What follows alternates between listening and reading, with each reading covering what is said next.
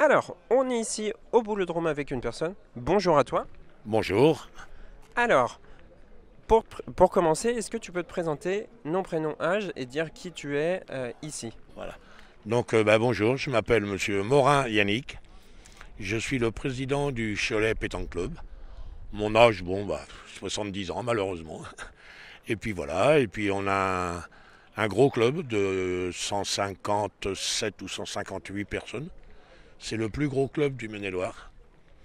Et depuis un an maintenant à peu près, on a ce nouveau boulodrome, intérieur et extérieur, avec un total de 128 terrains. Donc un outil de travail magnifique. Ce qui fait effectivement un bel outil de travail. Ah oui. Alors aujourd'hui on est donc ici à l'extérieur, donc il y a énormément de parties qui sont en cours derrière nous sur les terrains. Est-ce que tu peux nous en dire un petit peu plus sur la compétition qui se déroule aujourd'hui? Voilà, donc aujourd'hui ce matin, nous avons les doublettes hommes, donc qui sont 122 doublettes. Et cet après-midi, nous avons le tête-à-tête féminin qui va commencer à 14h avec, je pense, 50 et quelques joueuses. Toutes ces personnes-là font des parties qualificatives aujourd'hui pour revenir demain matin pour le championnat départemental. Parce que demain, on va accueillir aussi les qualifiés des autres secteurs. Tout ça pour arriver, je pense que c'est 64 doublettes et 32 ou 64 femmes, je ne sais plus trop. Et les vainqueurs demain soir iront au championnat de France. D'accord, donc c'est hyper important effectivement pour la suite. C'est important pour les clubs, pour les joueurs. C'était une grosse compétition. C'est le championnat, on appelle ça le championnat départemental doublette. Et alors vous au niveau du club, comment est-ce que ça se passe? Est-ce que vous avez pas mal d'équipes, j'imagine, qui sont représentées? Quels sont vos objectifs? Nos objectifs, on voudrait avoir le titre, récupérer le titre pour envoyer une équipe au championnat de France.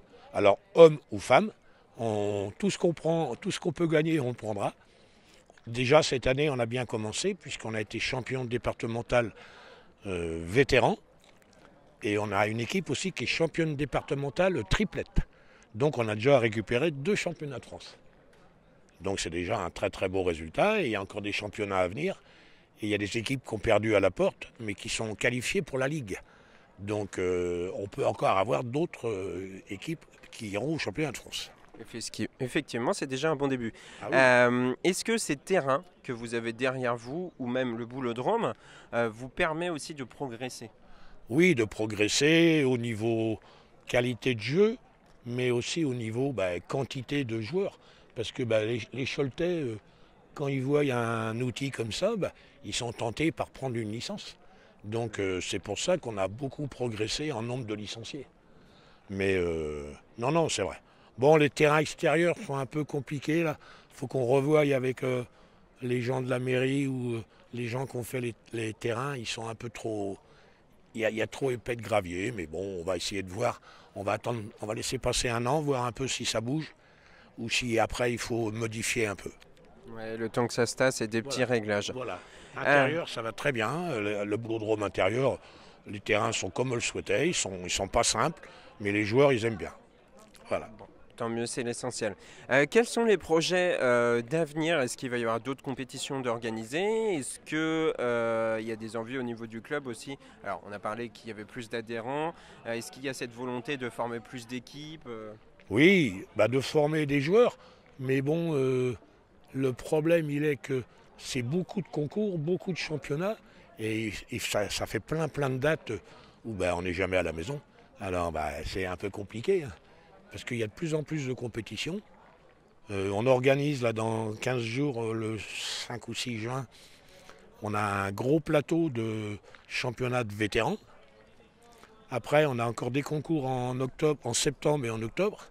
Et surtout, le 1er novembre, on organise le championnat national.